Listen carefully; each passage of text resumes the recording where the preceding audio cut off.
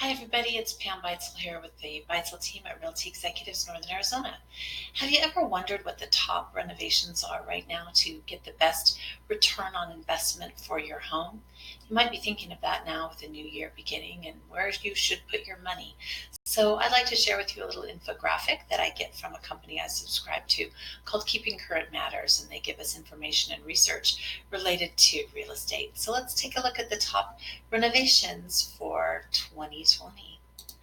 So, the top renovations to maximize your return on investment in 2020, the number one is new roofing. And gosh, I can't stress this enough.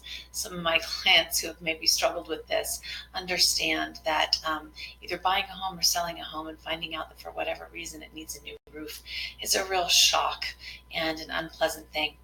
So, it's maybe a good idea to get it evaluated and put a new roof back on. The cost to complete averages about $7,500, and the return on investment is about $8,000.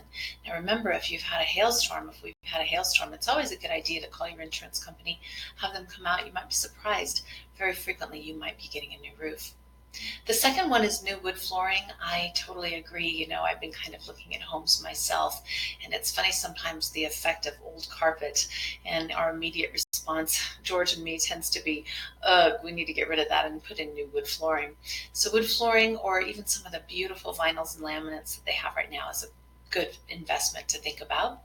Um, those dollar signs do start to add up. So the cost to complete a new wood floor is only $4,700, but the return on investment can be $5,000 on average. So it's 106% of its return. Another one might be an HVAC replacement. Even though your HVAC system may be working, it might be inefficient and it might be old. When people see that, they tend to get really scared because they think of the cost, and they are not cheap. The cost to get a new one is about $8,200. The return on investment is about $7,000. So we've got an 85% return. It's something that if it's really old, I would consider. Now this next one, new vinyl siding, I'm going to have to nix. While vinyl siding may be something that they do in the East Coast, it is not something that people typically do here. I think that you'd get a much better return, probably the same return, simply by hiring a great painter like Eddie Regesser, who can come and paint the exterior of your house and give it a totally new, fresh, wonderful look at a much lower amount than that $15,800. You should be able to get your home painted for under $5,000, depending on how large it is.